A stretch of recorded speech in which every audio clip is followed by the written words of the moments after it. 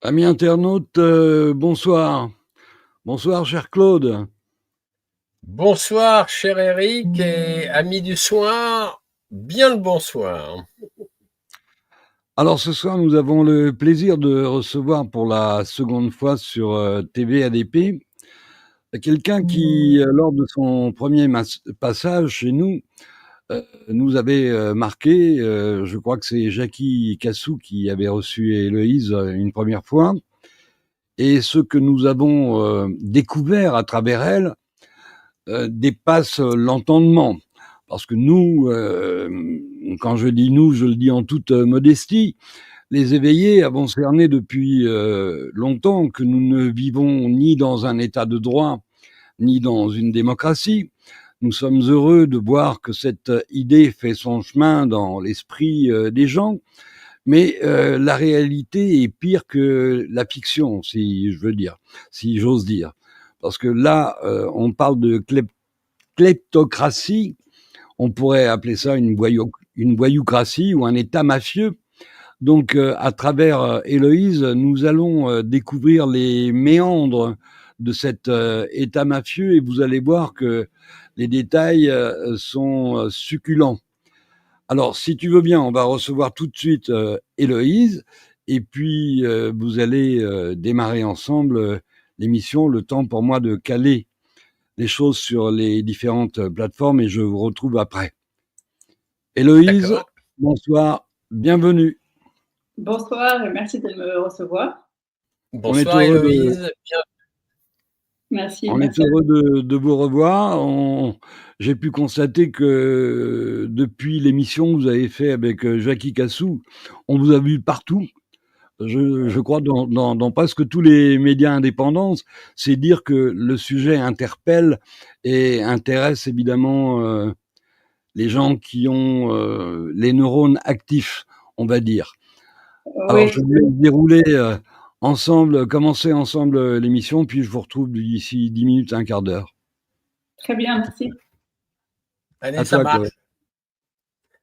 Ça marche, ça marche. Bon, et ben donc, après avoir lu vos deux ouvrages, il a fallu que je mette un peu le turbo là, parce que j'en ai plein à lire, mais tout d'un coup, j'ai dit, bon, allez, il va falloir le faire quand même.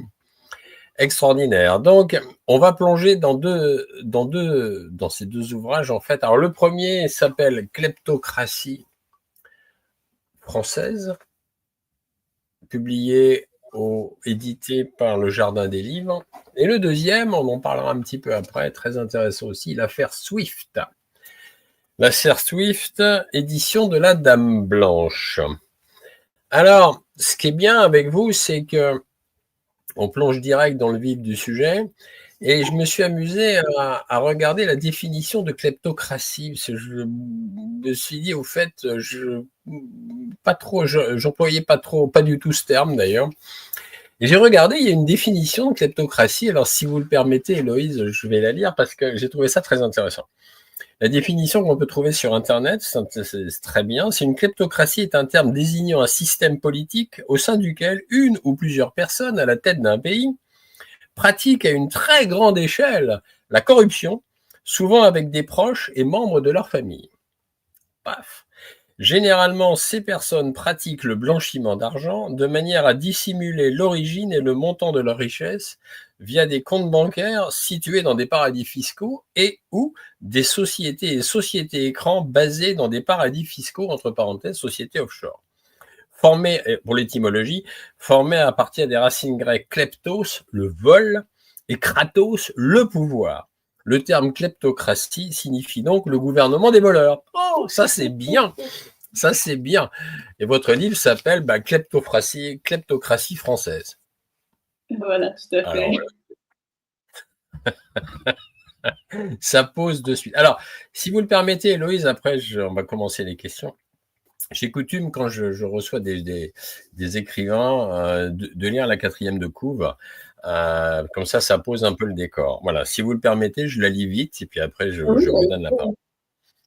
Alors, kleptocratie française, comment les dépôts bancaires, cotisations sociales et avantages sociaux des Français sont massivement volés par les banques avec la complicité absolue des politiques. Contrairement aux journalistes économiques, Héloïse Benamou sait lire un bilan, normal pour une comptable. Et c'est en analysant les bilans, entre parenthèses par exemple dans l'affaire Kerviel, Société Générale, des diverses entités de la Société Générale, qu'elle a découvert de très étranges entités destinées avant tout à brouiller les pistes. Au fur et à mesure de son enquête menée dans différents environnements financiers, elle dévoile devant nos yeux totalement incrédules tout le système technique et ultra-opaque comptable qui permet aux banques françaises et étrangères de voler chaque jour des milliards à la France et aux Français, et cela en toute discrétion, raflant au passage nos cotisations sociales. Banque, RSI, ACOS, CADES, caisse de retraite, l'auteur nous montre que tout le système social et fiscal français, entre parenthèses, mais aussi belge, est désormais entre les seules mains du capitalisme financier le plus sauvage contrôlé par Wall Street. La France est totalement soumise à la volonté des grands banquiers qui, du coup, et malgré leurs crimes, échappent logiquement à la justice, puisqu'elle est rendue par le même État contrôlé par les banques, comme aux États-Unis. Là, le décor est posé. Voilà. Magnifique. Donc, dès l'intro, effectivement, là, on voit que vous donnez le ton. Et vous dites, vous écrivez, le corps financier gouverne la France et il prend naissance lorsque le pouvoir politique ouvre la brèche permettant à des personnes privées de battre monnaie. Alors déjà, parlez-nous un peu de cette enquête kleptocratie française. Pourquoi vous vous êtes intéressé un petit peu à tout ce domaine et comment vous en êtes arrivé à trouver les informations? Parce que c'est pas évident, hein. Je sais de quoi je parle. Moi, j'écris quelques livres et je sais que pour trouver les véritables infos, faut y aller quand même.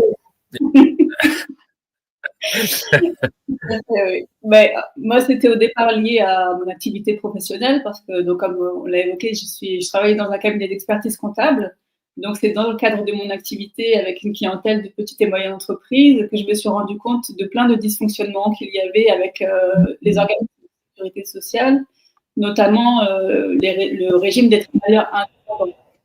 Donc, qui concerne les chefs d'entreprise qui cotisaient à un régime spécifique.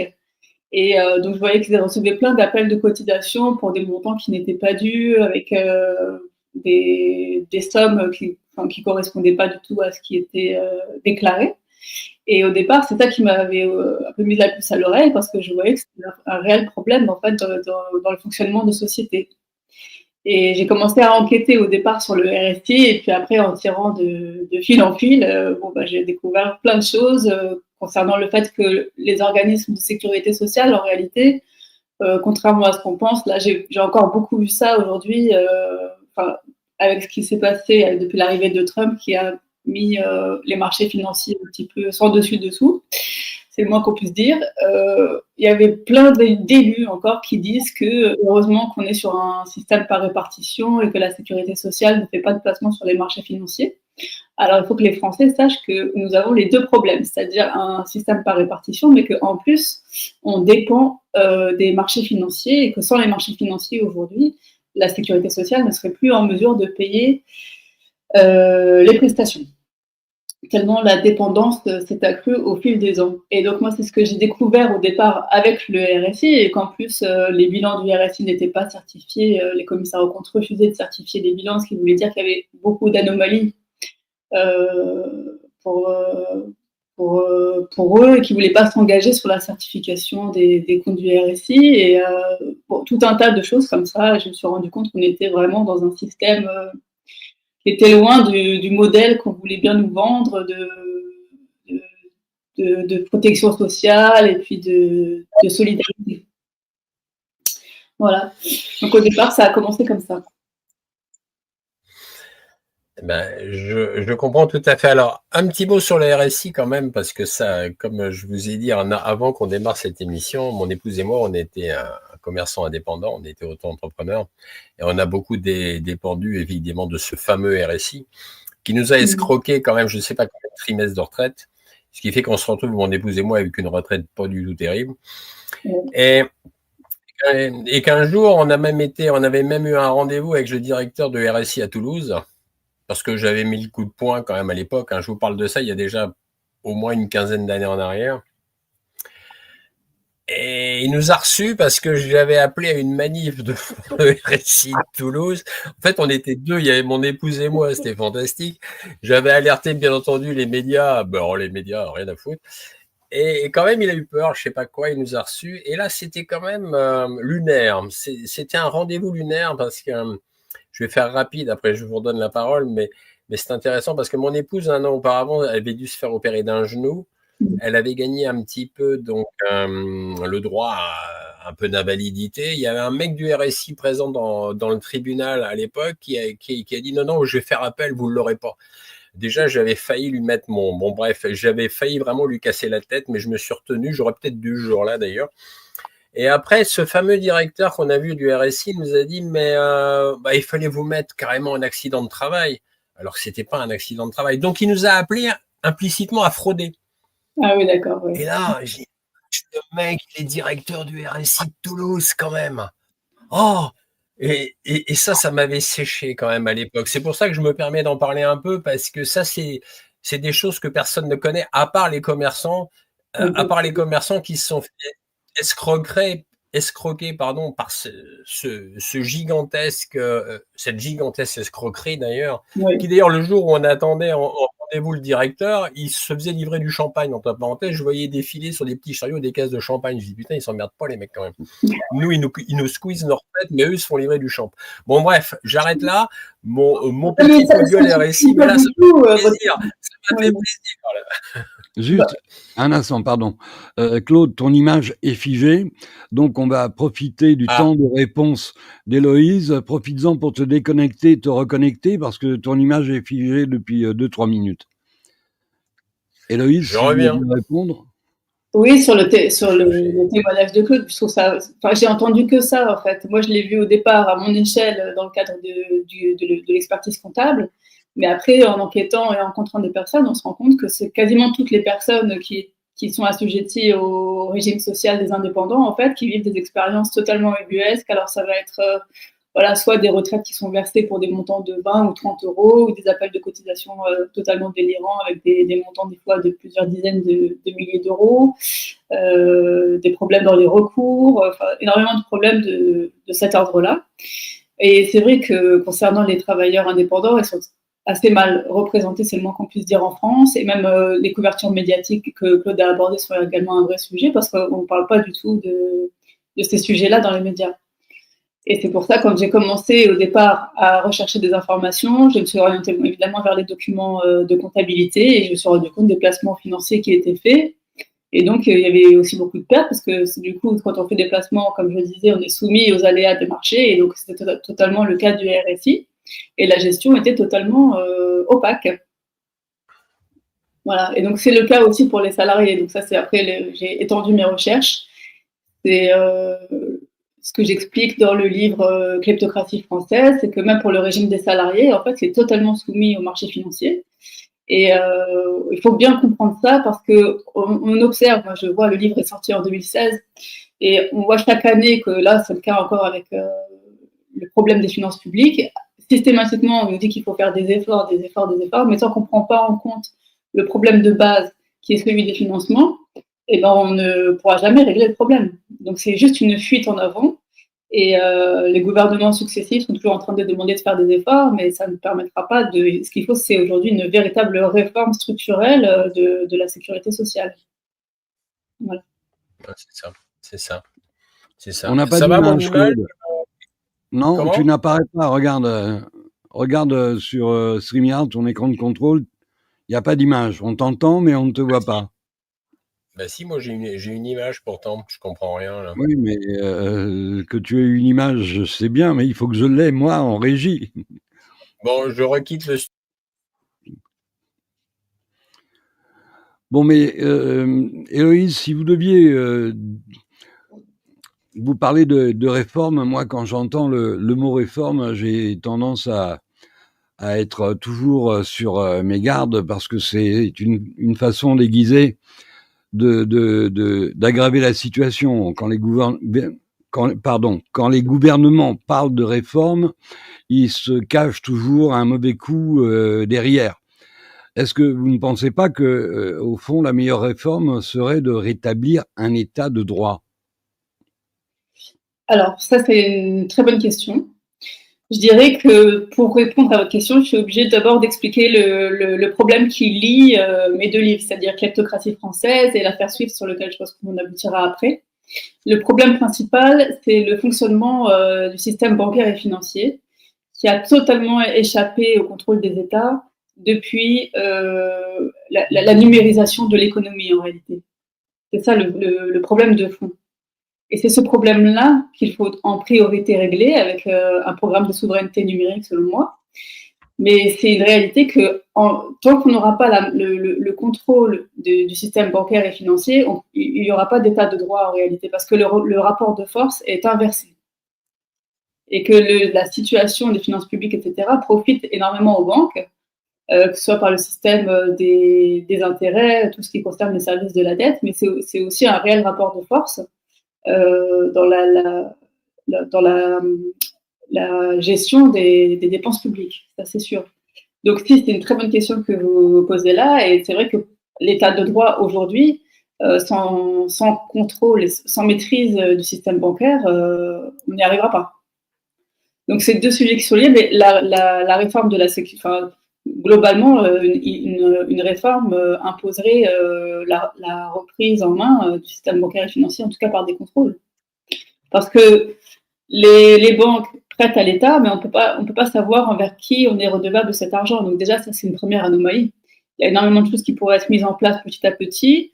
Ça, c'est un problème qui pourrait être corrigé. Évidemment, tous les gens qui ont envie d'investir peuvent vouloir regarder ça confidentiel. C'est quand même pas normal que l'État ne puisse pas savoir qui sont ses créanciers, par exemple. Donc, dans le contexte actuel, on l'a vu, de guerre économique, si on est redevable, si nos créanciers sont en Chine, en Russie ou aux États-Unis, ça peut vite devenir un problème de sécurité nationale en réalité. Ça, il faut bien le comprendre. Bien Et sûr. pour ça, quand je vois sur Internet les élus en train de se dire heureusement qu'on ne vend pas des marchés financiers pour la sécurité sociale, il faut revenir complètement sur Terre, là, parce que je pense qu'ils ne maîtrisent pas du tout la question, ce qui est assez inquiétant. Parce qu'ils votent les lois de financement de la sécurité sociale, et s'ils ne sont pas au courant de ça, même pendant le Covid, la crise du Covid, comme les marchés avaient peur de prêter à l'État, l'État n'était plus en mesure de faire face à ses dépenses pour payer les retraites. Voilà, donc c'est vraiment en flux tendu. Pardonnez-moi, Héloïse. Claude, on a toujours le même problème. Ta caméra est activée? Claude?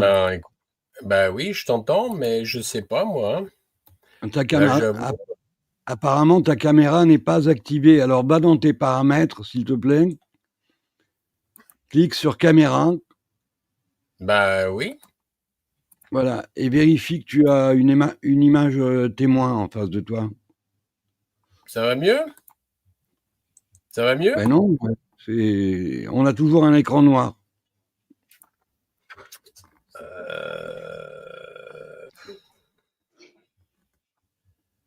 Pardonnez-nous, amis internautes. En ce moment, on a quelques soucis. Je sais pas quoi te dire, là. Je sais pas quoi te dire. Moi, je me vois. Honnêtement, je sais pas quoi te dire, là. Ouais, mais en régie, tu n'apparais pas. Il y a un écran noir. Donc, pour moi, la caméra n'est pas activée. Seul le micro est activé.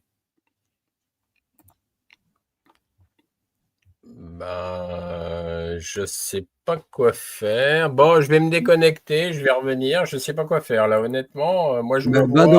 Va dans paramètres et vérifie que la caméra est bien configurée. J'y suis. Elle est bien configurée. C'est marqué caméra. Je suis dessus.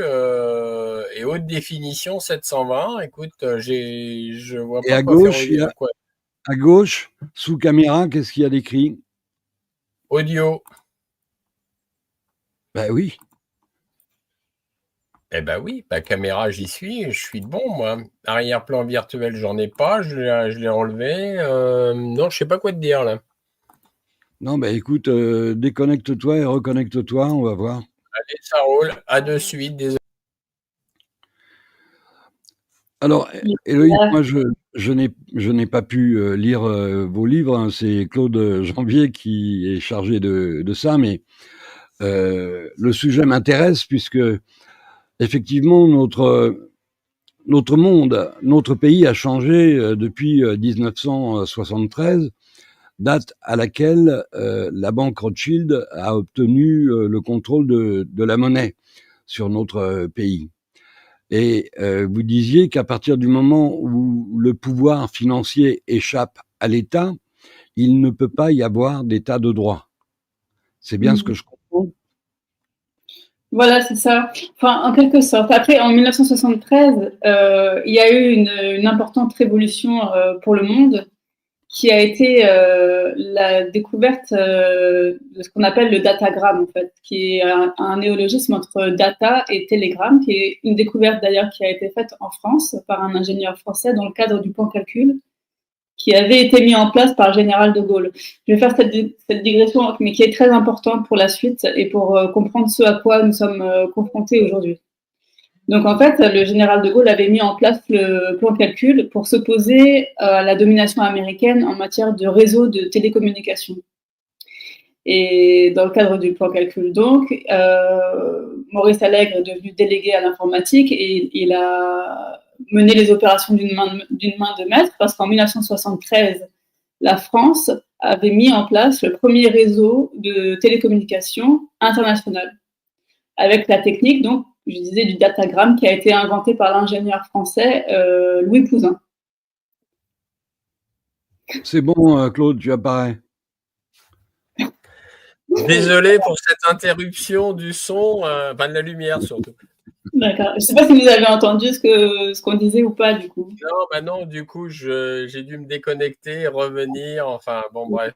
On était en train d'aborder les évolutions du système bancaire et financier et j'expliquais qu'en 1973, pour comprendre ce qui s'est passé et pourquoi ça a échappé au contrôle de l'État, c'est que la révolution dans le domaine des télécommunications, qui s'est faite en France, va profondément impacter les échanges bancaires par la suite. Et ça, c'est le sujet du deuxième livre qui s'appelle l'affaire SWIFT.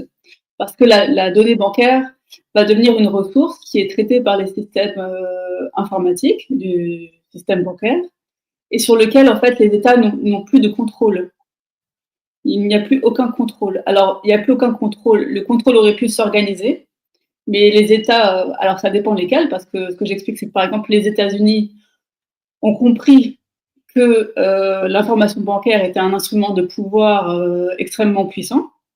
Et comme la France, après, a abandonné ce réseau de télécommunications qui était au départ un projet pilote, mais qui fonctionnait très bien, ce sont les États-Unis qui l'ont récupéré 10 ans après pour lancer Internet. Voilà. Qui est l'une des plus grandes transformations. Ça, effectivement, vous l'expliquez dans l'affaire SWIFT. Ouais. Voilà, c'est ça. Ça a été l'une des plus profondes transformations pour le monde moderne.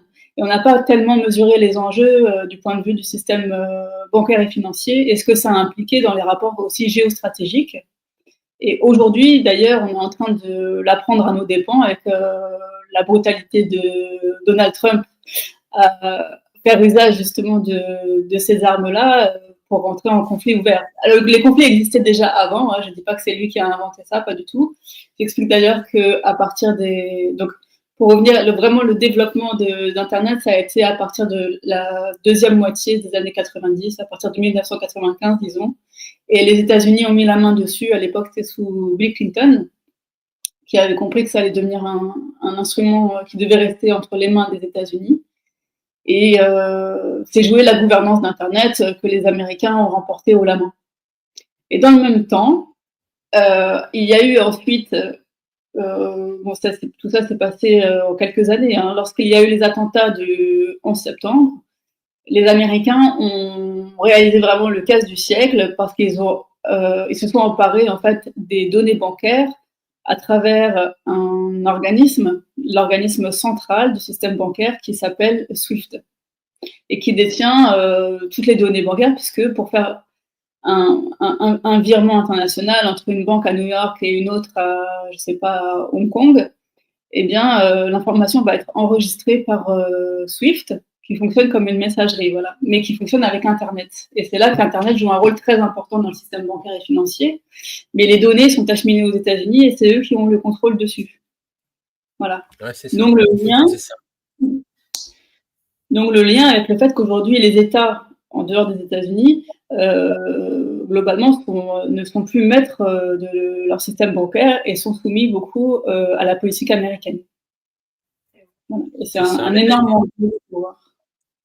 Et d'ailleurs, dans votre livre, effectivement, l'affaire SWIFT, vous dites comment un secret d'espionnage de données bancaires est devenu l'instrument clé de l'impérialisme américain menaçant la paix dans le monde. Tout à fait, oui.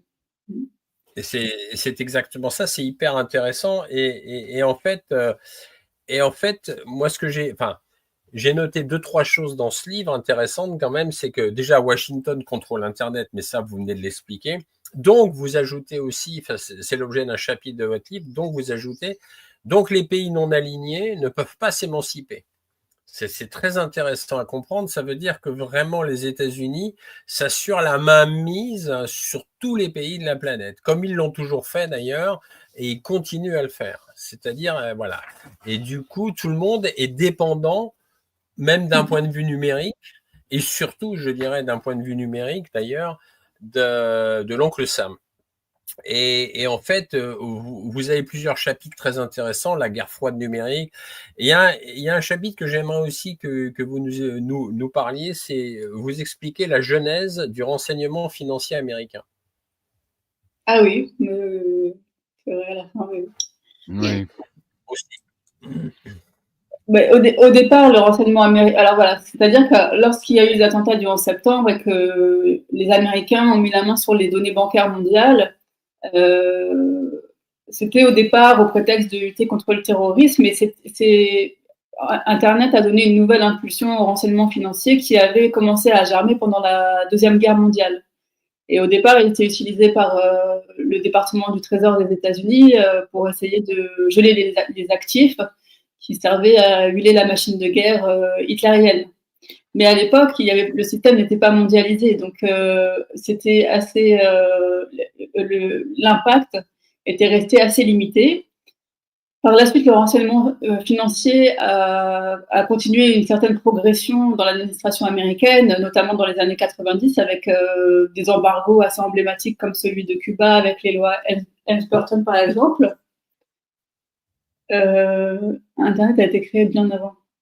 Oui, avant quoi, pardon? Je ne sais pas si je prends les questions en même temps. Pas forcément, c'est vous qui voyez. Hein. De toute façon, vous savez que Vas-y, Claude. Vas-y. Non, je disais la question est a été créée bien avant quoi? Oui, voilà, c'est ça. La question est avant le 11 septembre. Avant le 11 septembre.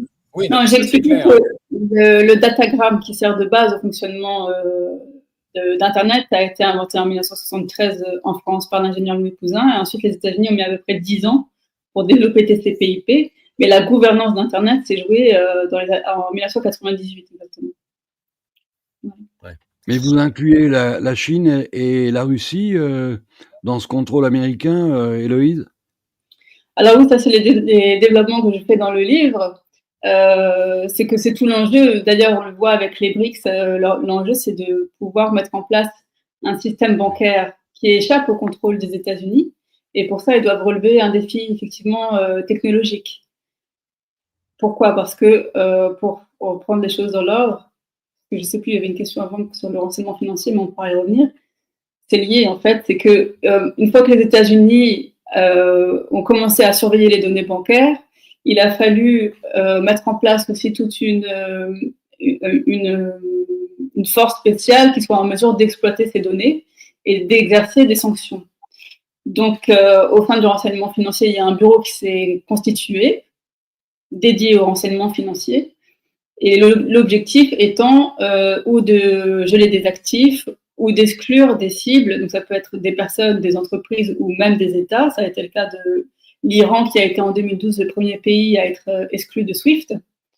Donc parfois, c'est dans des proportions assez spectaculaires. Il y a des pays qui sont ciblés de manière systématique.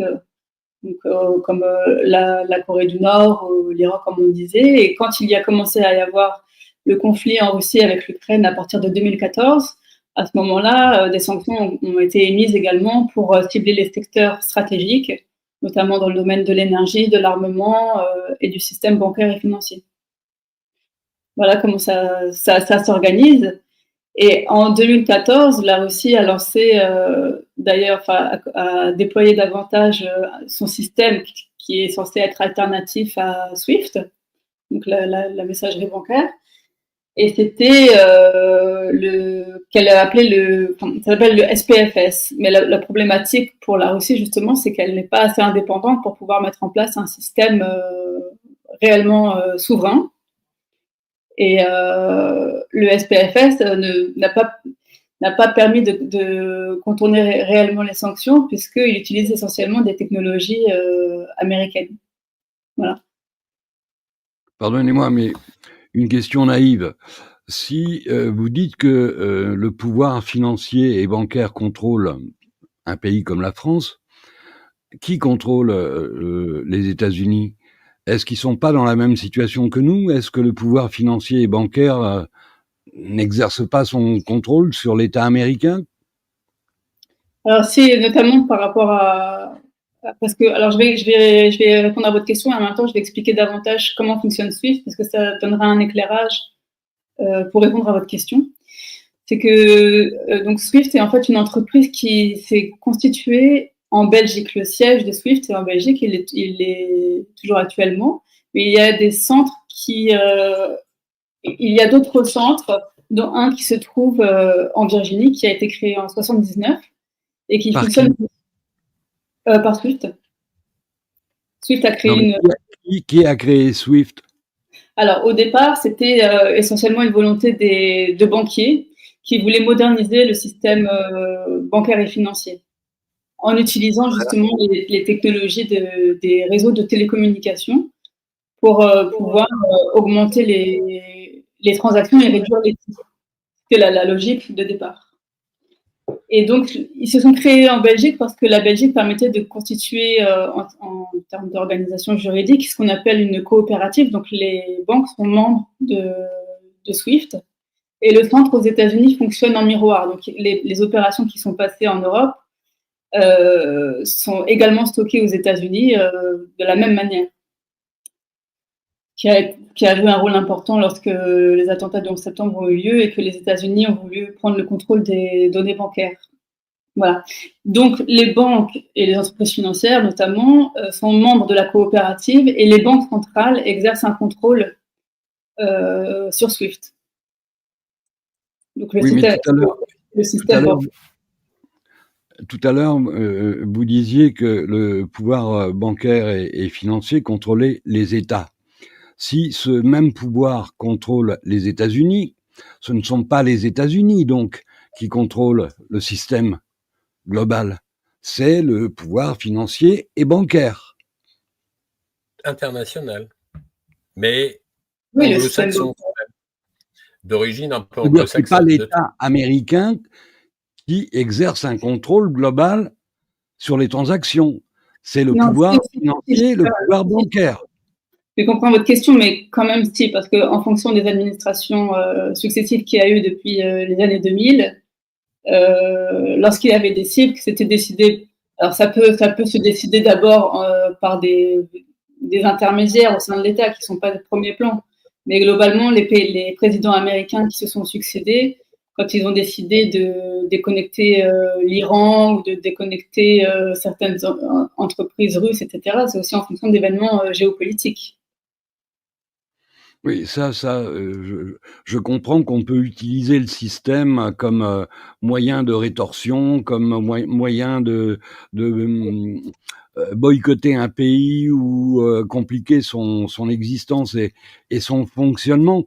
Mais pardonnez-moi d'insister, tout à l'heure vous avez dit qu'à partir du moment où le pouvoir bancaire et financier contrôle un État, il n'y a pas d'État de droit. Ah oui. Voilà. Alors, je vous pose la question, est-ce que les États-Unis sont dans la même situation que nous? Non, je vous dis justement, à part les États-Unis, il peut plus, ça ne peut plus être le cas, puisque de toute façon, pour mener une politique publique sans avoir la main sur ces éléments-là, eh ben, c'est pas possible. Si vous voulez, même un État souverain comme la Russie ou l'Iran, ou bon, je ne vais pas donner que des pays de l'Axe du Mal, le Vatican a été concerné aussi parce que le Vatican a été exclu de SWIFT. Effectivement, c'est des attaques envers la souveraineté des États. Voilà. Oui, ça c'est certain. Et on peut considérer que le pouvoir politique utilise cet outil financier pour imposer sa politique. Donc, pour finir ma réponse par rapport à votre question, est-ce que par exemple la Chine pourrait faire la même chose aux États-Unis, mettre sur une liste noire par exemple BlackRock ou Coca-Cola ou Microsoft? Non, parce qu'ils n'ont pas la main sur les infrastructures du réseau que seuls les États-Unis ont. C'est pour ça que c'est très important de comprendre le rapport entre le fonctionnement du système et les éléments matériels. Bon, moi, ce qui me gêne là dans votre mini-exposé, c'est que vous appelez la Russie et l'Iran l'axe du mal. Bah, dans l'esprit des États-Unis, c'était ça, ce qui s'est passé après les États-Unis, rassurez-moi. Non, oui, non, les États-Unis ont mis en place toute cette stratégie après le 11 septembre pour ça, oui. Bah, après, l'axe du mal, c'est tant, je vous dis, il y a même le Vatican qui a été concerné. Je vous dis, ça dépend de l'évolution des relations géopolitiques. La Russie, qui n'était pas concernée auparavant, l'est devenue à partir de 2014. Voilà. Tout ça, je l'explique dans le livre, hein, la montée en puissance du renseignement financier, justement, et la façon dont c'est devenu une ressource, alors à la fois pour capter des marchés. Il y a toujours l'argument moral de vouloir exporter la démocratie, les droits de l'homme, etc. Mais plus personne n'y croit. Plus personne n'y croit. Plus personne n'a. Enfin, si, il y a beaucoup de gens qui le croient, mais disons qu'il y a encore une majorité de gens qui pensent que que les États-Unis exportent une démocratie. Après, il y a une minorité de gens qui se rendent bien compte, effectivement, que ce n'est pas le cas, que c'est loin d'être le cas. Un coup de bombe. Donc voilà. Mais c'est ça, hein. C'est ça le truc. Alors, en revanche, oui, tout à l'heure, on en était aussi sur la genèse du renseignement financier américain. Je crois que vous aviez peut-être pas fini de nous exposer brièvement cette genèse et le rapport avec Wall Street, la haute finance internationale, enfin la mainmise en fait. Oui, c'est lié à l'effet de réseau, c'est qu'au fur et à mesure, dans les années 90, quand il y a eu les lois, par exemple, Helms-Burton, qui ont été mises en place, contre Cuba, les embargos américains étaient assez limités, c'est-à-dire que ça concerne essentiellement le système bancaire américain, justement. Et les entreprises qui voulaient continuer de commercer avec Cuba créaient généralement des filiales pour contourner les sanctions. Lorsque le système bancaire s'est réellement mondialisé et que SWIFT est devenu l'intermédiaire, vraiment le nœud central, le nœud central de tout ça, lorsque l'information a été donnée qu'une cible, une entreprise ou une organisation ou une personne était ciblée, et bien dans ce cas-là, l'ensemble du système bancaire international devait mettre en application ces sanctions. Voilà. D'accord. Et alors en fait, on est toujours donc dans cette hégémonie américaine pour conserver leur dieu dollar, le fameux dieu dollar. Hein, c'est envers et contre tout. Hein. De toute façon, c'est depuis le départ, les États-Unis veulent absolument conserver la puissance du dollar au niveau international. Hein. C'est vraiment ça. Et ce qui est totalement délirant d'ailleurs, c'est que je vois, pour en revenir à l'Europe et pour en revenir à nous, Français, on est complètement la France est le vassal et un des vassals, un des pays vassaux américains, soumis au diktat américain. Et ça depuis Pompidou, hein, parce que tout à l'heure vous faisiez référence à 1973, ça a été aussi la fameuse année où il y a eu en France la loi dite de Rothschild, donc sous Pompidou, Et pour faire court, à l'époque, avant cette loi, l'État français pouvait emprunter à la Banque de France quasiment presque à un taux zéro, enfin je simplifie, et juste après que cette loi a été entérinée, eh ben, l'État a commencé à s'endetter parce qu'il fallait effectivement payer des intérêts qui se sont avérés de plus en plus exorbitants au fur et à mesure des années. Et il est à noter que d'ailleurs, après le général de Gaulle, tous les présidents français ont été des atlantistes et des chausse-pieds d'ailleurs aux USA. Voilà, c'est ça, ont servi de chausse-pieds. Ils sont toujours des chausse-pieds à l'hégémonie américaine. Si je peux me passer, si vous me permettez l'expression. C'est ça. Oui, exactement. Pourtant, la France la France particulièrement, je pense, mais de toute façon, même l'Europe aurait pu jouer, et encore aujourd'hui, ce serait peut-être pas trop tard s'il y avait un sursaut, mais il y avait un rôle à jouer assez important parce que, comme je disais, SWIFT est basé en Belgique. L'Europe a une monnaie qui aurait pu être assez puissante. Il y a un marché aussi qui aurait pu être un contrepoids au dollar, mais on n'a que les inconvénients et on n'a pas su tirer profit de ce qui aurait pu être des avantages en réalité. Et il faut quand même rappeler que le fait que les données bancaires, donc aussi des citoyens européens, hein, parce que c'est une violation c'est des données privées qui sont transférées au pouvoir américain de citoyens dans le monde entier, ça se fait avec l'accord des Européens. Au départ, le programme était secret, mais finalement, les Européens ont donné leur accord pour que les données soient transférées et exploitées. Magnifique.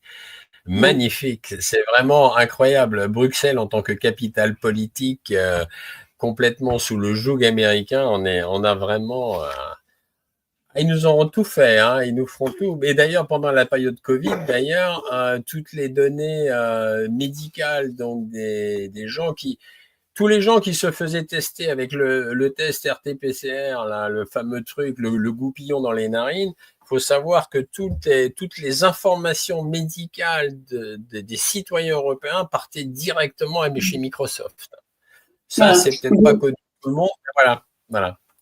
On en arrive justement, c'est le problème de la donnée.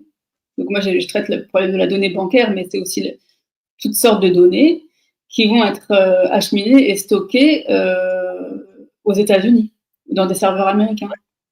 Voilà.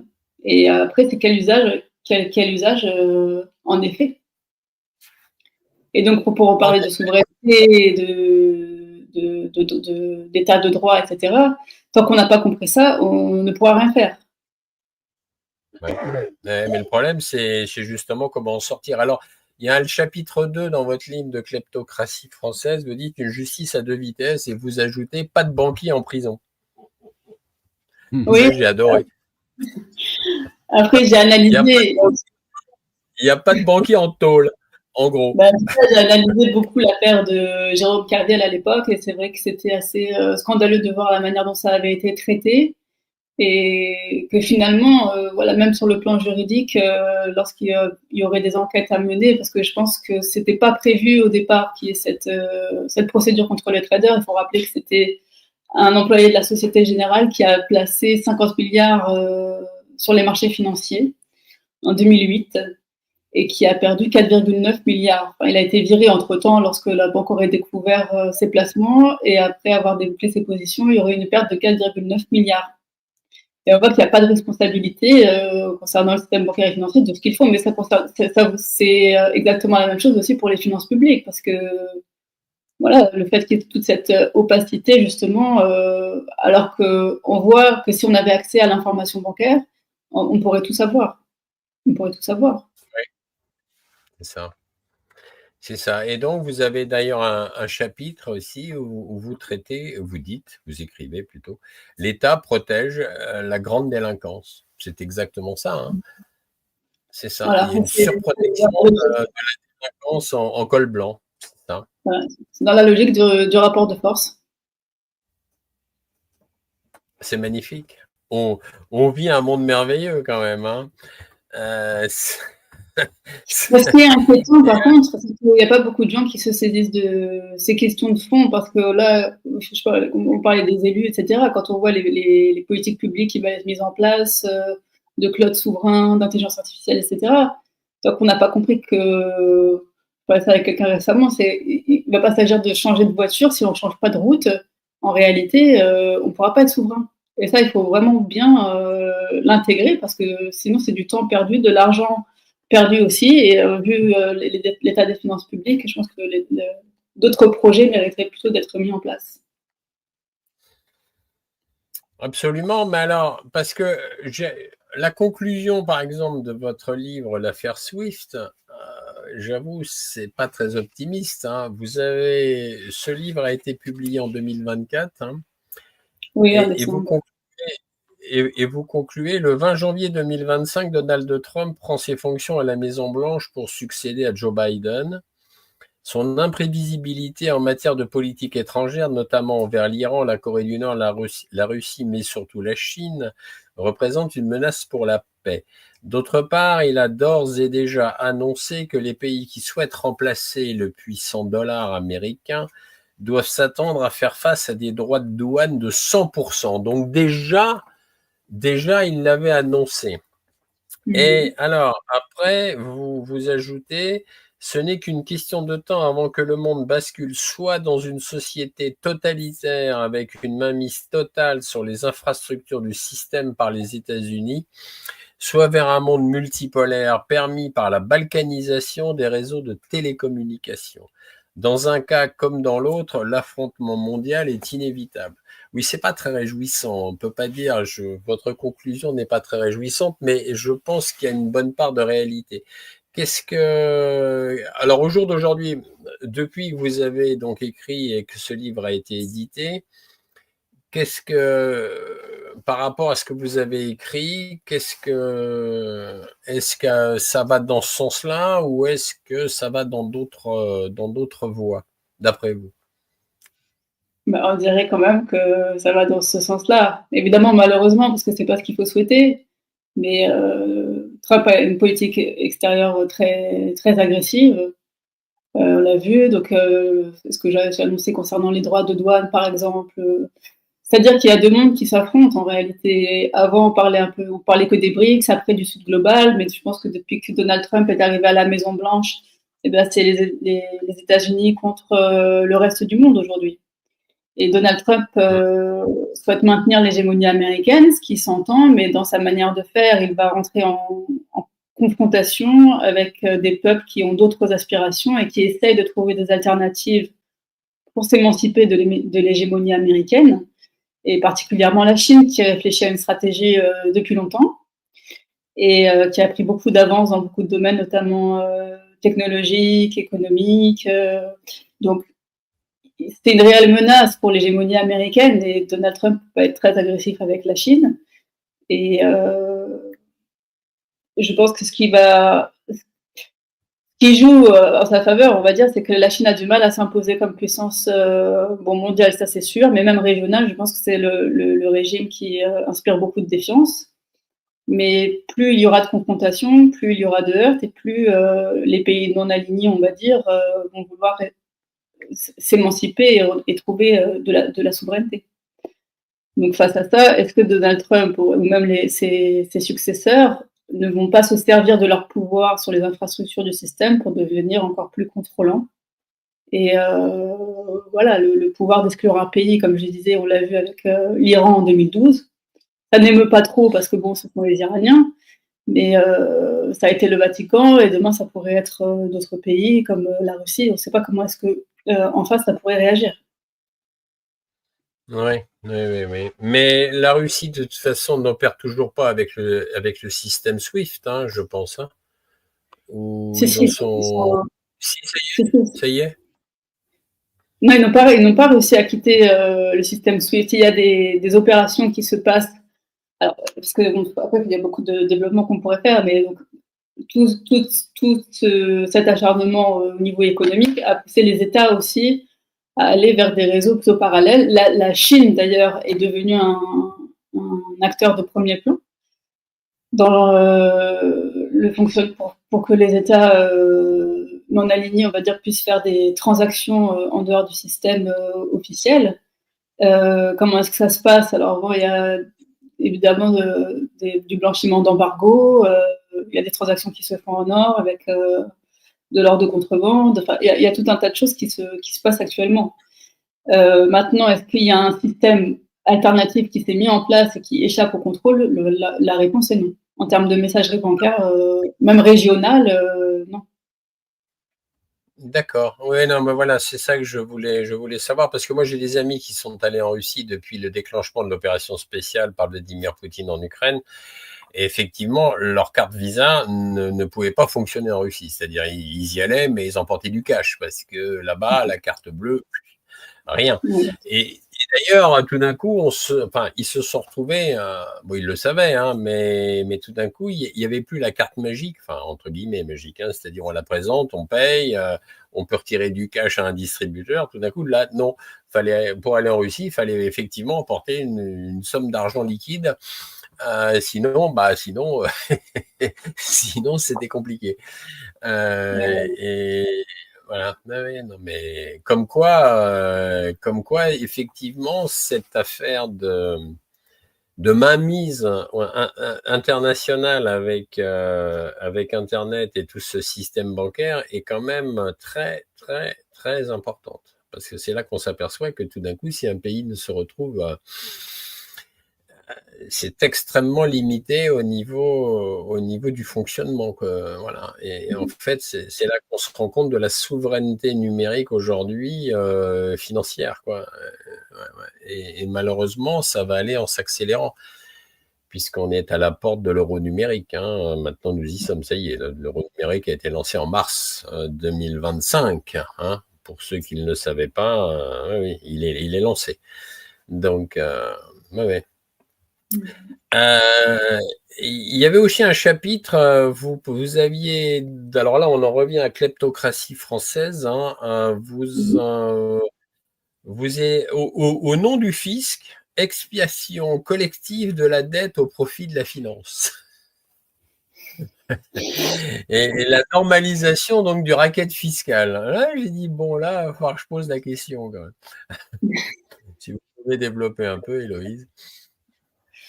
Bah, c'est la même logique que pour la sécurité sociale et le problème de la dette dans un État qui ne contrôle plus son système bancaire et d'ailleurs qui se prive de l'information pour pouvoir anticiper, mener des politiques voilà, de prévision. Comme je disais tout à l'heure, quand il y a eu le Covid et que les banques ne voulaient plus prêter, ça a mis en danger vraiment la sécurité sociale française.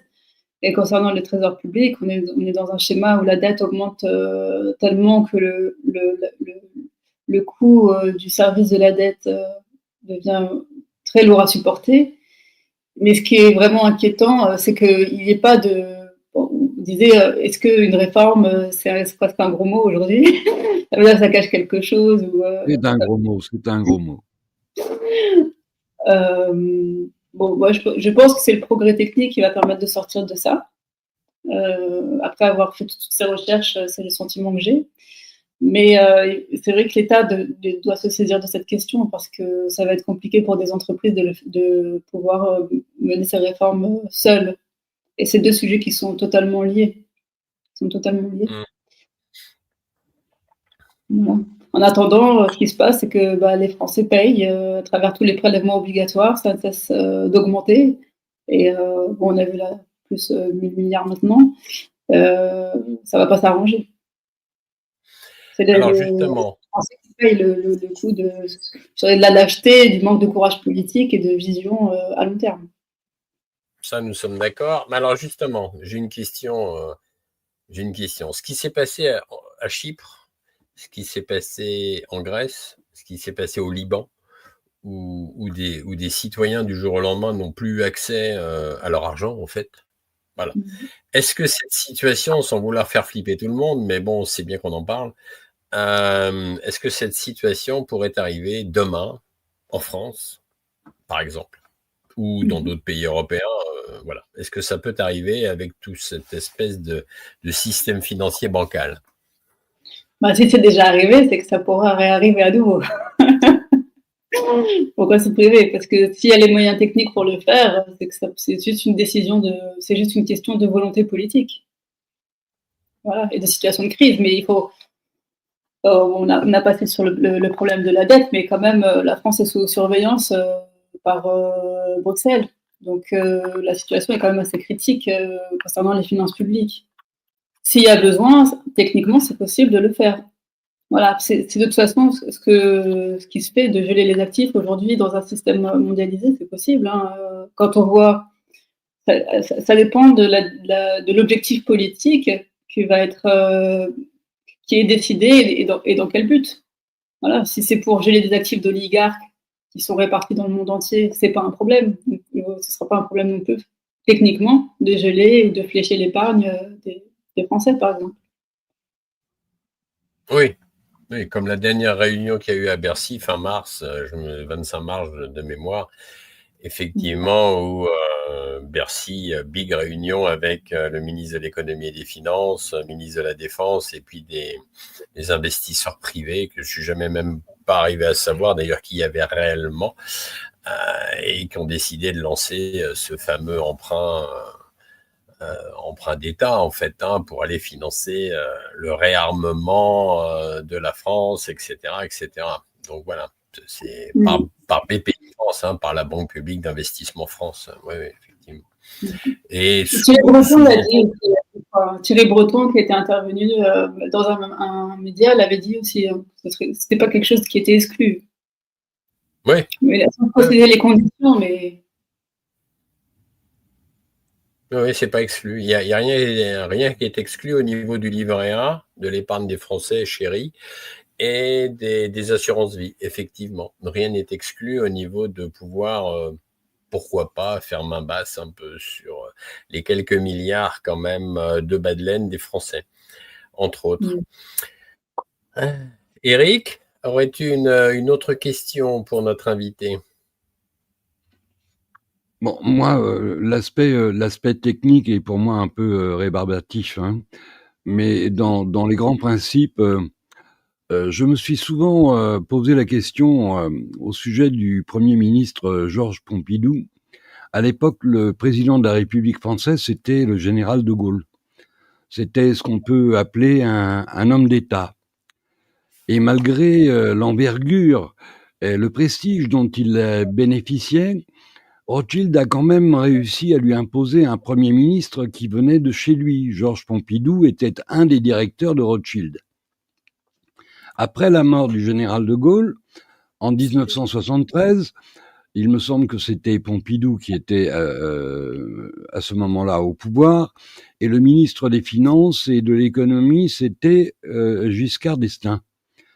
Comment un gouvernement responsable peut-il céder la gestion du pouvoir financier à une banque privée? Il n'y a pas 36 réponses possibles, Héloïse. Je pense que c'est par la corruption. Il y a la corruption, bien sûr, qui joue un rôle important, et aussi l'idéologie. Parce que je pense, par exemple, que, bon, vous parlez de cette période spécifique, mais je pense, par exemple, pour donner un exemple plus récent, quand Alain Juppé, par exemple, a créé la caisse de la dette, la caisse d'amortissement de la dette sociale pour que la sécurité sociale puisse faire des emprunts sur les marchés financiers, je pense que ça répondait aussi à l'époque à l'essor des marchés financiers et la possibilité d'avoir de l'argent rapidement, facilement, etc. Et ce qui fait que les politiciens qui peut-être étaient aussi corrompus, ou c'était, en tout cas, je pense que c'était aussi dans l'air du temps, quoi, faire l'ouverture à la finance internationale, etc. Ça, je pense que c'est une réalité aussi, plus la corruption contre laquelle il faut combattre absolument, parce que c'est un énorme problème. C'est un énorme problème. Oui, alors tout à l'heure, vous disiez que le problème, c'est pas la voiture, mais le chemin. Changer de voiture ne résoudra pas le problème, c'est changer de chemin. Et quand vous dites changer de chemin, je présume que vous faites allusion, évidemment, au rétablissement de l'état de droit. Comment on peut rétablir l'état de droit face à un pouvoir financier qui en a pris le contrôle, d'après vous? Je vous dis, je pense que ça va se jouer avec une nouvelle architecture des systèmes bancaires et financiers. Alors, ça peut se faire soit, là en ce moment, on parle beaucoup de souveraineté numérique, etc. Mais bon, on est encore un peu à côté du sujet par rapport aux enjeux en Europe. Par contre, ce qu'on observe, c'est que dans les pays qui ont subi ça de plein fouet, la recherche joue un rôle très important et que ça fait partie des objectifs prioritaires. Donc, est-ce qu'il va falloir attendre qu'on arrive vraiment à un stade critique pour que ça soit lancé, des projets de grande ampleur soient lancés dans ce sens-là, ou est-ce que ça pourrait être fait avant? Alors, ce qui est intéressant, c'est qu'en France, l'ingénieur dont je vous parlais tout à l'heure, qui a inventé les datagrammes, a continué de travailler sur les réseaux et d'ailleurs, il a été reçu par les BRICS et d'autres pour les travaux qu'il a menés à partir de 2008. Voilà. Et toute la philosophie qu'il y a derrière les crypto-actifs va un peu dans ce sens-là, en tout cas, de ne plus passer par des intermédiaires, etc. Mais il faudra quand même une autre architecture de réseau pour échapper au contrôle américain. D'accord. Alors, une question de novice. Est-ce que vous pensez que la blockchain peut être un moyen pour les citoyens d'échapper à l'emprise de ce pouvoir financier qui n'a pas de visage? Voilà, c'est ce que je disais, c'est que la blockchain, les cryptoactifs répondent à une volonté d'aller dans le sens de la désintermédiation et des échanges de personne à personne ou d'entreprise à entreprise. Pour l'instant, ça ne permet pas d'échapper parce qu'on a vu que lorsqu'il y avait justement, que ce soit la razzia des oligarques russes, qu'on leur avait saisi leurs cryptoactifs ou d'autres, il y a quand même un moyen de remonter. C'est plus compliqué que dans le système actuel avec Swift où tout est centralisé, c'est sûr. Mais l'idée de la blockchain dans dans l'environnement d'une autre architecture de réseau, évidemment, c'est ce qui risque de se développer de plus en plus. Donc, c'est une des solutions possibles. Pas C'est dans une le des cas solutions actuel. possibles en l'absence d'un état de droit. Oui, mais les cryptoactifs ne permettent pas forcément de commercer comme vous pouvez le faire avec vos euros aujourd'hui. On n'est pas dans le même système. Ça dépend si c'est pour faire des transactions du quotidien, vous ne pouvez pas le faire avec des bitcoins, par exemple. Les bitcoins, mais bon, ça pourrait être autre chose. Voilà. Ça commence. Aujourd'hui, une entreprise. Ça commence.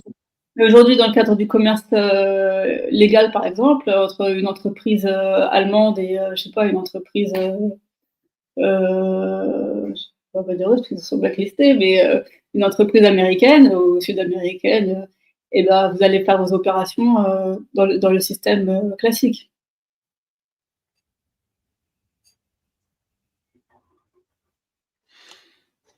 Ouais. Ah, c'est compliqué. Hein. De toute façon, c'est compliqué. Le domaine de la haute finance internationale, c'est un sujet éminemment complexe, surtout avec, bon, là, Héloïse, je pense que vous connaissez le sujet aussi bien que moi, surtout avec l'émergence depuis une trentaine d'années de BlackRock, enfin de géants financiers tels que BlackRock, Vanguard, State Street, etc.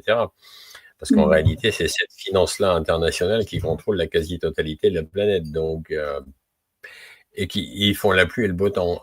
Donc, malheureusement, oui, ce sont des colosses. Alors après, il y a toujours des failles chez les colosses. Les colosses, quelquefois, ils ont des pieds d'argile. Mais faut avoir bien conscience qu'effectivement, l'énorme problème que nous avons effectivement aujourd'hui, je pense pour toute la planète, c'est cette monstruosité financière qui, en fait, n'obéit à aucune loi, à part la loi du plus fort et la loi d'écraser son voisin.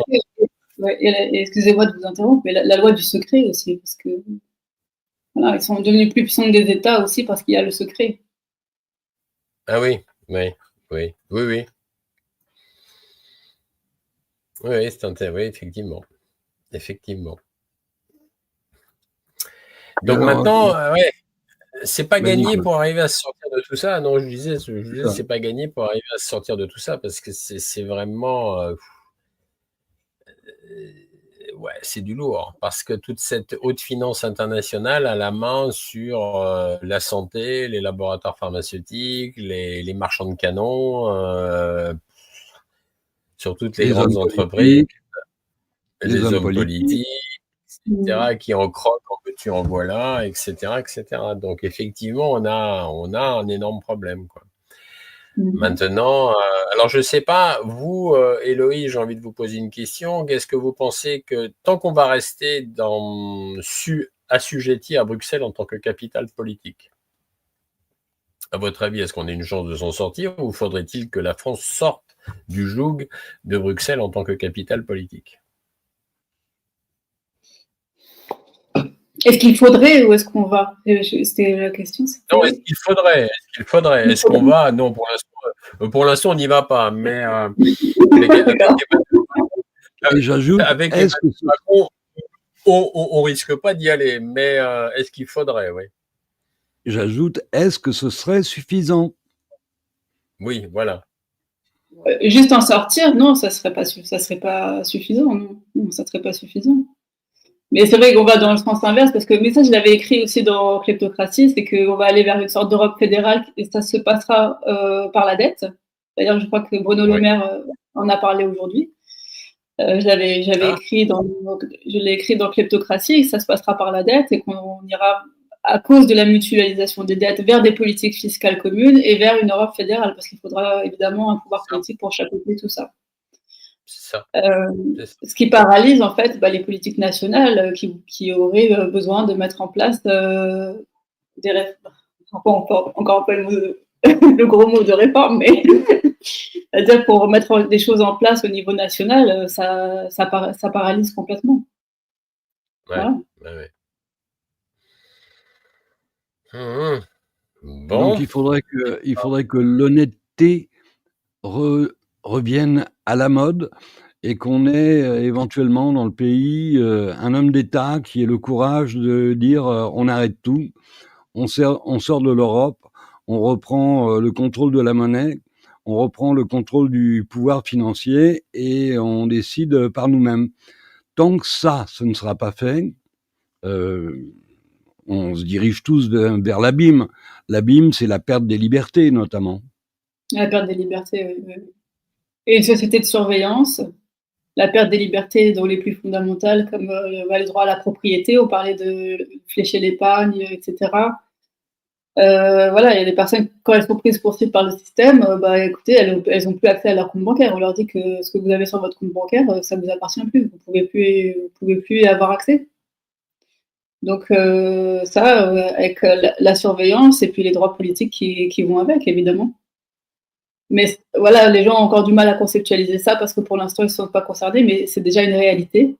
Et ça va continuer à se développer de manière systémique. Et ça, il faut en avoir conscience dès à présent si on veut changer les choses.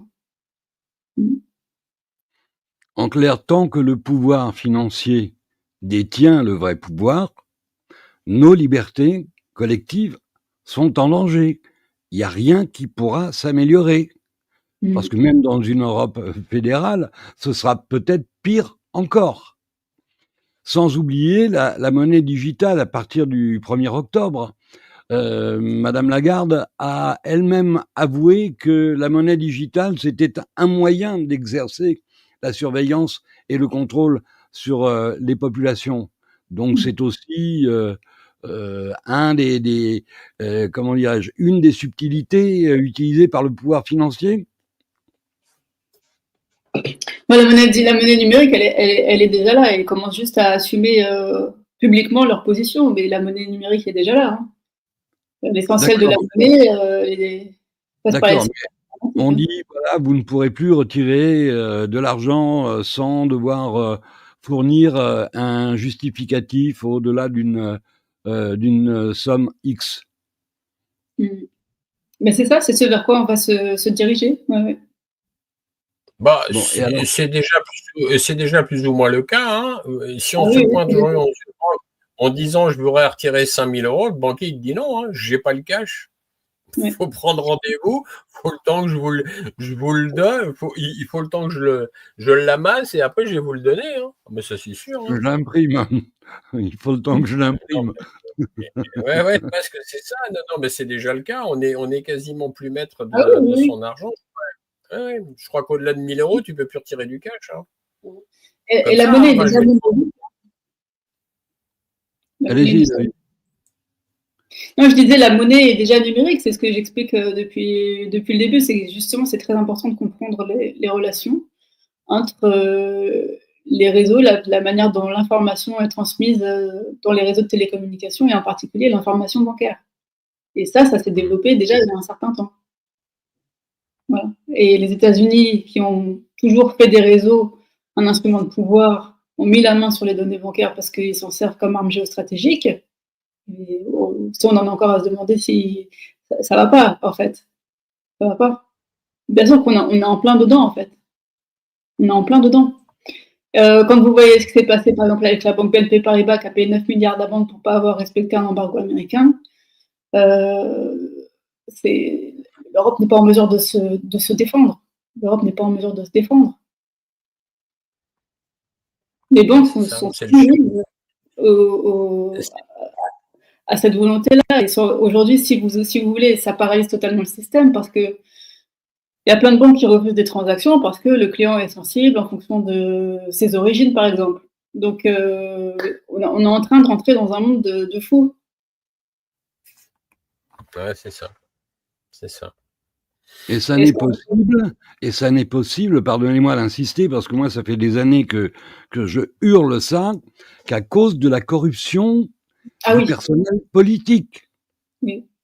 Mais donc, qui est permis grâce aussi à la surveillance, voilà, à l'opacité des flux financiers, et au fait qu'ils ne sont pas poursuivis, il n'y a pas de sanctions. Ça, c'est 3 facteurs qui font que ça se propage dans toute la société. Et vous avez parfaitement raison de le rappeler, oui. Oui, mais pas que la corruption des politiques, hein. Il y a aussi pas mal de petits cheffaillons en dessous de la politique, enfin de la République, pardon, qui en croquent aussi, hein, qui sont bien contents d'en croquer. Hein. Il n'y a pas que le sommet de l'État, hein. C'est ça le drame. Hein, non, même dans les communes aujourd'hui, c'est catastrophique. Mais en tout cas, ce qu'il y a, c'est que même si on ne peut pas changer le système actuellement, en gardant les mêmes infrastructures, par contre, ce qui peut être possible, c'est de renverser le rapport de force en ayant l'information du côté des citoyens et au service des citoyens. Oui. Parce que comme on sait que l'information est traçable, ça permet de suivre, eux s'en servent pour faire des sanctions économiques et mener une guerre souterraine. Mais en réalité, ça devrait être utilisé justement au profit des citoyens, de la démocratie, de lutter contre les réseaux, la corruption. Ça, c'est possible, oui. Assainir les finances publiques, savoir à qui on doit de l'argent, etc. C'est un rapport de force. Moi, il y a un détail que j'ai relevé il y a quelques années. Lorsque vous allez faire les courses dans un magasin, dans une grande surface, et que vous payez par carte bleue, sur votre ticket de caisse, vous constatez que tous les produits ne figurent pas dans la même catégorie. En clair, si vous achetez de l'alcool ou si vous êtes un acheteur régulier d'alcool, votre banque sait que dans tel magasin, tel jour, vous avez acheté de l'alcool. Et s'ils retrouvent les mêmes achats autour du même produit, ils finissent par déduire que vous êtes probablement un type qui utilise l'alcool régulièrement.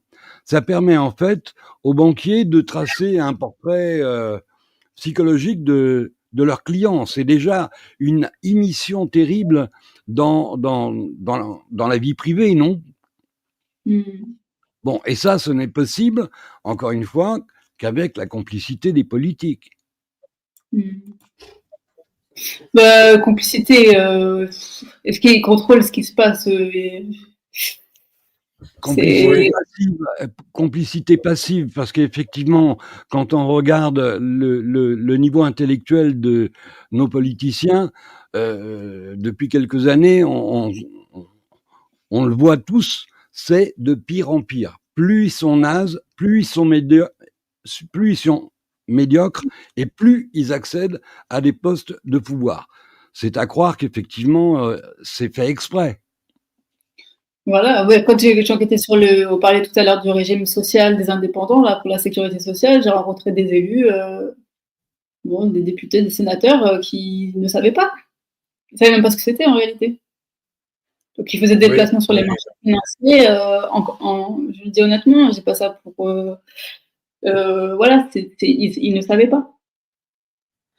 Non, mais c'est pas étonnant de toute façon, parce qu'un député, un sénateur, enfin, il m'est arrivé d'en rencontrer quelques-uns, ils sont déjà submergés par tout un tas de communications qui arrivent et par tout un tas de courriers, etc. En réalité, à un moment donné, de toute façon, ils peuvent... C'est impossible d'arriver à être spécialiste ou de se spécialiser dans tel ou tel sujet. Donc, quelque part, c'est pas pour les dédouaner, mais il faut reconnaître quand même que avec la demi-tonne d'informations qu'ils reçoivent quotidiennement, au bout d'un moment, c'est pas beaucoup gérable, quoi. C'est-à-dire ou alors il faudrait qu'il y ait 2-3 attachés parlementaires qui déblayent bien le terrain et qui arrivent à faire des synthèses, parce que sinon c'est quasiment infernal. Donc on en arrive à une déconnexion, effectivement, et c'est malheureux d'ailleurs, d'un parlementaire, et a fortiori d'un ministre, encore pire, et a fortiori tout un tas d'énarques et de polytechniciens qui en fait ne se trouvent jamais confrontés, je dirais, à la vie, presque à la vraie vie, on va dire, à la vie réelle, quoi. Le problème, il est là aussi. Il y a une espèce de déconnexion. Oui. Bon, là, on a pris conscience chez nous que c'est McKinsey qui gouverne. Alors, la question qu'on peut se poser, c'est à quoi servent tous ces politiciens qui nous coûtent un pognon de dingue, comme dit Macron, s'ils s'avèrent incapables de défendre les intérêts de leurs citoyens, les intérêts du peuple, à quoi ils servent? C'est une très bonne question. Si en plus le pouvoir financier représente le vrai pouvoir, à quoi sert le pouvoir politique? Mais il faut reconsidérer les institutions. Ce début du XXIe siècle où le monde a changé, peut-être que c'est même sûr, hein, c'est une question qu'il faut poser dans le débat public. Est-ce que le mode de fonctionnement de l'État actuel répond aux réalités économiques et aux enjeux que la France doit relever pour retrouver une place dans le monde, retrouver un état de droit, etc. C'est un vrai sujet, oui. Parce que vouloir vivre sur des modèles du passé dans un monde qui a autant évolué, alors il y a des États, comme on disait, les BRICS, pardon, ou des pays non alignés qui ont quand même bien compris qu'ils étaient menacés, donc ils sont en train de s'organiser, mais je crois qu'en Europe, on n'a pas encore compris qu'on n'est pas les alliés des Américains et qu'il va falloir reconsidérer le modèle économique et politique sur lequel on a fonctionné. Bon, mais quel que soit le pays d'Europe, vous constatez qu'ils sont tous européistes, atlantistes et soumis au pouvoir américain. Moi, le mot pouvoir américain, je mets ça entre guillemets, parce que derrière le pouvoir américain se cachent des noms, des identités. Et il faudra bien qu'un jour, on appuie là où ça fait mal pour identifier justement ce vrai pouvoir. Même si on a tous une petite idée sur la question. Alors Héloïse, quelle est la solution pour sortir de ce merdier, dites-nous?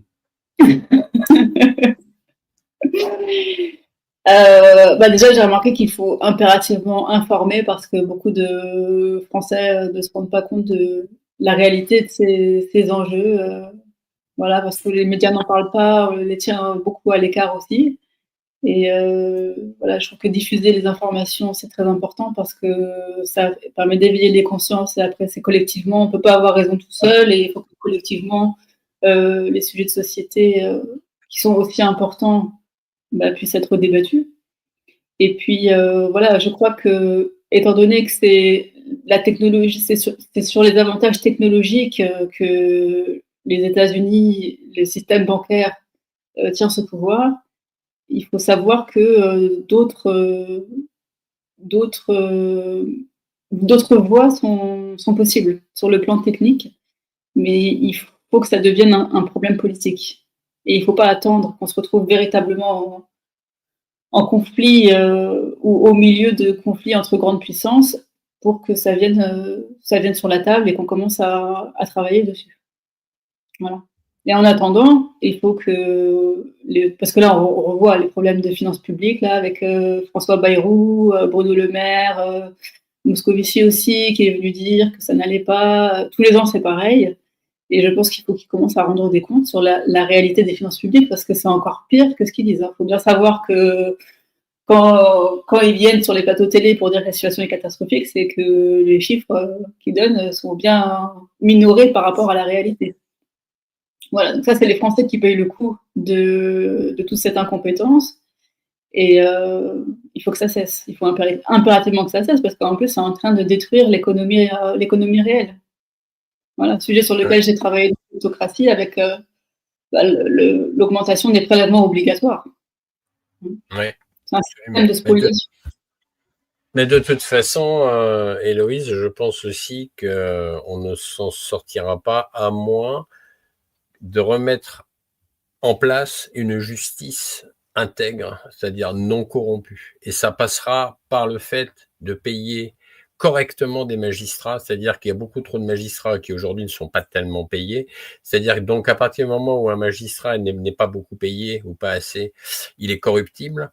Et si on veut s'assurer une justice incorruptible, il va falloir en passer par une justice où les magistrats sont correctement payés pour éviter qu'ils soient corruptibles et qu'ils soient vraiment détachés du pouvoir exécutif et du pouvoir législatif.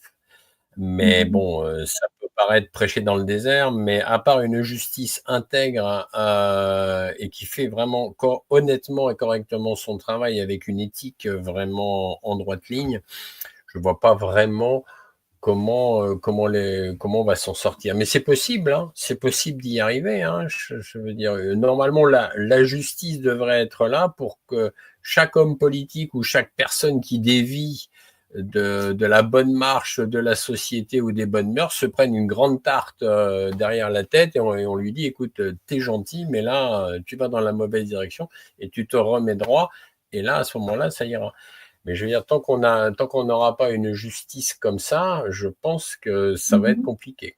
Ça va être vraiment compliqué. Enfin, je sais pas ce que vous en pensez, mais ça passe aussi par là, hein, je pense. Oui, je suis d'accord avec vous. Oui. Après, je pense que moi, je suis pour les gens qui travaillent et qui fournissent des résultats, je suis pour qu'ils soient bien payés, évidemment, mais je pense que même les gens bien payés restent corruptibles. Pas tous, c'est...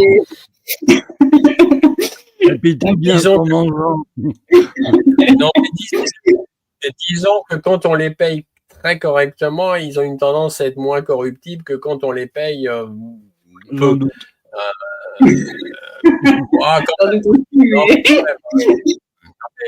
Non mais quand même, c'est plus facile, hein, c'est plus facile si tu commences à avoir des magistrats qui sont pas trop payés et qui sont inondés de boulot. Bon, ben c'est sûr qu'un beau jour, le gars il se dit bah tiens, je vais aller voir un petit peu à côté, voir un peu si je peux arrondir mes fins de mois. S'il n'a pas besoin de le faire, pourquoi il irait le faire nécessairement? C'est pas, voilà. En tout cas, ça vaudrait le coup d'essayer parce que de toute façon, pour l'instant, on a une justice qui, de toute façon, n'est pas du tout en adéquation avec ce qu'elle devrait être. Donc, c'est pas dissuasive. Oui. Et on compte sur qui pour faire ça? Sur les politiciens corrompus? Ah bah non, bien sûr. De toute façon, mais de toute façon, tout est à repenser et tout est à remodeler. Pour l'instant, les politiciens sont trop corrompus. De toute façon, ils sont à la solde des USA et tant que ça sera aussi une finance internationale qui va gouverner pour l'instant, c'est sûr que il est urgent effectivement qu'il y ait des choses qui changent et qu'il y ait des contre-pouvoirs. Mais ça va être un travail qui est pas forcément long, mais il faudrait qu'il y ait une majorité de gens qui soient effectivement, comme Héloïse le soulignait tout à l'heure, il faudrait qu'il y ait une majorité de gens qui soient informés, ce qui n'est pas du tout le cas, malheureusement, dans nos pays, parce que beaucoup de gens sont absolument mésinformés, enfin, souffrent d'une désinformation incroyable, parce qu'ils ne regardent que les médias propagandistes et ils se lèvent le matin avec France Inter et ils se couchent le soir avec TF1 ou France 2, ce qui ne va pas effectivement améliorer leur compréhension de quoi que ce soit. Oui. Et puis, ce qui fait qu'après, au niveau des élections et des débats qui arrivent toujours sur la table, ça reste toujours les mêmes. Donc, c'est des débats d'un ancien temps qui n'ont plus de raison d'être. Voilà, parce qu'on n'a pas posé de problème qui mériterait de l'être. Exactement. Tant que les politiciens ne seront pas tenus responsables sur leurs biens personnels de la gestion, je ne sais pas si on peut espérer. Quant à la justice, mon cher Claude, personnellement, tu connais mon aspect un peu radical sur la question. Je pense qu'il faut des tribunaux populaires. Oui, mais là encore, tribunaux populaires, il faut quand même que ce soit des gens qui soient un peu au niveau. Si c'est pour recommencer Les tribunaux populaires constitués avec des magistrats à la retraite, avec des hommes intègres, il doit en exister dans ce pays. Okay. Ou alors, ou bientôt, on pourra écrire sur le cercueil de la France, morte à cause de son ignorance. Alors, mais là, d'accord, s'il y a des magistrats et tout ça, moi, tu me parlais de tribunaux populaires sans finir l'idée. Moi, je voyais déjà la Révolution française arriver au galop avec quick, on coupe et on discute après. Bon, effectivement, bref. On va discuter avant. On va discuter avant. Ouais, voilà. C'est ça le truc. C'est ça ou une certaine épuration, tu vois, genre la purge, tu vois, les purges à la Staline, tu vois, qui n'était pas forcément le top non plus, tu vois. Bon. Ça peut porter quelques fruits. Un contrôle fiscal approfondi. Si on collait un contrôle fiscal approfondi à chacun de nos élus, on arriverait vite à savoir qui est intègre et qui ne l'est pas. On a les outils pour ça. Ça, pas faux. C'est pas faux. Parce que, rappelle-toi de Cahuzac, chargé de lutter contre la fraude fiscale, lui-même avait des comptes offshore. Ouais, c'est ça. Oui, mais lui, il se l'est pris. Hein. Lui, il n'est pas passé au travers. Hein. Lui, il se l'est pris. Ça a été un des rares. Il a pris quoi? Un bracelet électronique pour aller se dorer la pilule dans sa villa en Corse? Oui, non, mais d'ailleurs, c'est la corruption des laboratoires pharmaceutiques qu'il avait mis. Non, mais il a été éjecté du ministère, il a été éjecté de Bercy. Donc, si tu veux, sa carrière politique s'est arrêtée net quand même. Hein. Bon, il a servi de fusible. À l'époque, il a servi de fusible. Bon, ma foi. C'est bien fait pour sa gueule. Ah oui, de toute façon, je ne vais pas pleurer. Je ne vais pas pleurer, hein. C'est clair. On est à pratiquement 1h30 d'émission. Héloïse, donnez-nous un peu d'espoir, s'il vous plaît. Un autre monde est possible. Un autre monde est possible, mais je le pense vraiment, hein, parce que moi-même j'en ai besoin. J'ai besoin d'y croire. Donc non, un autre monde. C'est-à-dire que pour transformer le système tel qu'il est actuellement, ça peut prendre du temps, ça peut aussi se mettre en place. C'est une question de volonté et d'orienter les efforts dans le changement et puis de vouloir reconfigurer les systèmes politiques et économiques. Ça va se faire de toute façon parce que maintenant que la voie est ouverte, ça va devenir inévitable. C'est juste une question de temps. J'espère bousculer un peu les choses en amenant ces sujets-là un peu en avance, on va dire, par rapport à l'agenda. Mais déjà, dans la configuration actuelle, il y a des choses à mettre en place, et notamment dès qu'on comprend qu'en fait l'information bancaire est disponible et qu'au lieu de servir à mener des guerres économiques ou à vouloir anéantir des ennemis, empêcher le développement d'autres États, etc., on s'en sert plutôt comme une force pour lutter contre la corruption, avoir un financement, assainir les finances publiques, auditer les dettes qui coûtent trop cher aux Français à tout point de vue, pas seulement au niveau économique, parce que ça freine le développement. C'est une charge énorme pour, par exemple, les chefs d'entreprise. On voit qu'il y a des personnes qui arrivent à la retraite, on leur donne pratiquement rien. Donc, c'est aussi améliorer le confort de vie des Français.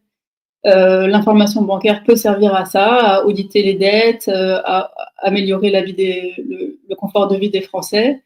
Et il faut absolument poser ce problème sur la table pour qu'on reconsidère ces centres de pouvoir et la place qu'ils ont dans la société. Effectivement, si on laisse ça au pouvoir des banques, au pouvoir des États-Unis, à des forces exogènes qu'on ne maîtrise pas, on ne pourra pas faire de la France un État de droit. Voilà. Bon, et en même temps, changer les domestiques sans virer les maîtres, Voilà. Je pense que la reconfiguration se fera, mais il vaudra mieux l'initier que la subir. Et tant qu'on n'en parle pas et qu'on ne met pas des choses en place, c'est autant de temps perdu et on va se retrouver au pied du mur et on va le subir comme ça a été l'effet de surprise pour d'autres États qui le payent très cher. Bon, en Voilà. fait, Étienne Chouard a raison. Il faut que le peuple reprenne en main son destin et qu'il commence par rédiger lui-même sa constitution, qu'on puisse se débarrasser de ce système corrompu, puisque tant que ce système sera là, les problèmes que vous avez évoqués durant cette émission ne pourront pas être résolus. La corruption est permise aussi parce qu'on n'a pas accès à l'information bancaire et qu'il n'y a pas de sanctions. Si on avait accès à l'information, déjà, ça serait dissuasif parce que là, on sait que ça va être compliqué. Le temps qu'il y ait une enquête, si l'argent, si les opérations se font dans un paradis fiscal, avec une société écran, un prête-nom, etc., bon, c'est compliqué. Ça semble compliqué en tout cas, mais quand on a accès à l'information, le rapport de force devient déjà différent. Parce que l'information, encore une fois, est disponible. C'est ce que j'explique depuis tout à l'heure. C'est que ça dépend de l'usage qui en est fait. Vous savez, je me souviens d'une phrase qu'avait prononcée le président Ronald Reagan au moment de la chute du mur de Berlin et de la fin de l'URSS. Reagan disait le capitalisme a vaincu le communisme. Et la particularité de ces deux régimes, c'est qu'ils sont aussi corrompus l'un que l'autre. Donc, la chute du capitalisme n'était qu'une question de temps. Et là, on voit bien que le capitalisme produit quand même plus d'injustice, plus de misère, plus d'inégalité, plus de drames, et que aucune injustice ne peut durer pour l'éternité. Donc, est-ce que, au fond, la solution, c'est pas l'effondrement pur et simple du système capitaliste? Vous pensez qu'il est réformable, Héloïse, dans l'état actuel des choses? Je pense qu'il évolue. Il évolue en fonction des forces en présence et des tensions qu'il y a sur la scène géopolitique. Donc, quand l'empire américain et les pôles de pouvoir dont il dispose provoquent en face des réactions et en fonction des forces en présence, il y en a qui ont parlé de l'Europe où il n'y a pas beaucoup de réactions, mais il y a d'autres pays qui sont en train de se préparer. Et encore une fois, il y a un élément très important dans toute cette dynamique qui est l'évolution de l'informatique, l'arrivée de l'intelligence artificielle dans le traitement des données, parce qu'on a bien compris que c'était désormais le nerf de la guerre, des données. Vous parliez tout à l'heure des informations qu'on peut avoir sur vous par rapport à votre consommation, à vos achats ou comment vous voyagez. Donc, la donnée va être au cœur des nouveaux systèmes économiques et politiques. Ça va se jouer certainement de manière régionale, c'est difficile, je n'ai pas de boule de cristal pour savoir exactement ce qui va arriver. Je parlerai plutôt d'une évolution. Il y a aussi des attaques qui se jouent, voilà, une volonté d'attaquer les États à travers les systèmes informatiques, etc. Ça peut vraiment perturber des pays. Donc voilà, il y a des choses qui se passent qu'on ne voyait pas dans les systèmes politiques précédents, et il faut plutôt s'adapter. C'est bien de regarder en arrière, mais je pense qu'il faut surtout regarder ce qui se passe devant et les interactions qui sont en présence, notamment avec les pays qui ont déjà subi la violence de l'impérialisme américain, parce que demain, on n'est pas sûr d'être épargné. Au contraire. L'Europe est l'une des principales cibles de l'impérialisme américain. Il faut empêcher l'Europe de se développer, justement. Et capter les marchés et beaucoup d'autres choses.